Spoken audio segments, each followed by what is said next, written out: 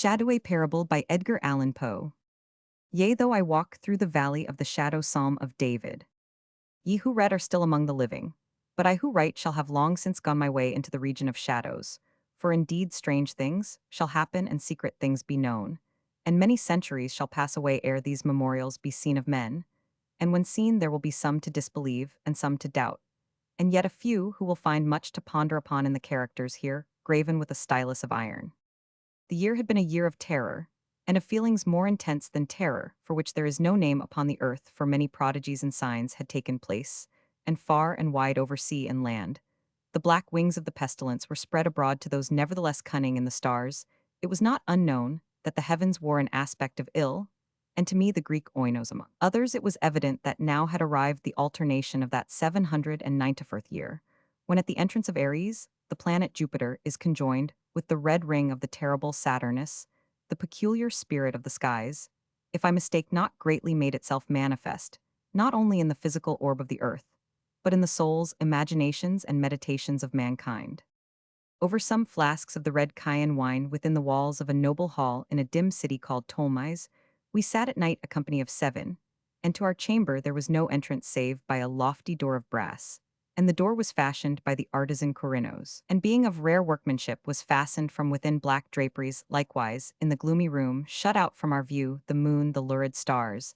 and the peopleless streets, but the boding and the memory of evil, they would not be so excluded. There were things around us and about of which I can render no distinct account, things, material and spiritual heaviness, in the atmosphere sense of suffocation, anxiety, and, above all, that terrible state of existence which the nervous experience when the senses are keenly living and awake, and meanwhile the powers of thought lie dormant. A dead weight hung upon us, it hung upon our limbs, upon the household furniture, upon the goblets from which we drank, and all things were depressed, and borne down there be all things, save only the flames of the 7 lamps which illumined our revel, uprearing themselves in tall slender lines of light.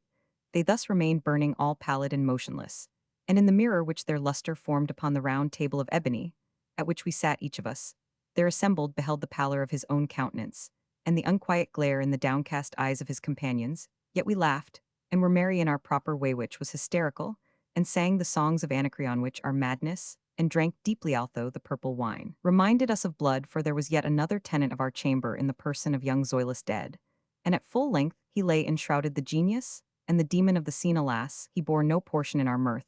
save that his countenance, distorted with the plague, and his eyes, in which death had but half extinguished the fire of the pestilence, seemed to take such interest in our merriment, as the dead may haply take in the merriment of those who are to die.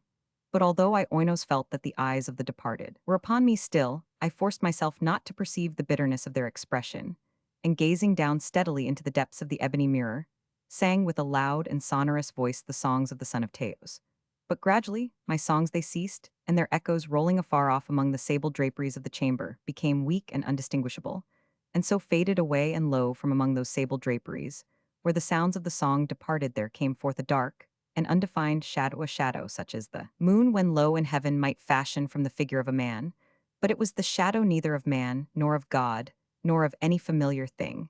and quivering a while among the draperies of the room, it at length rested in full view upon the surface of the door of brass. But the shadow was vague and formless and indefinite,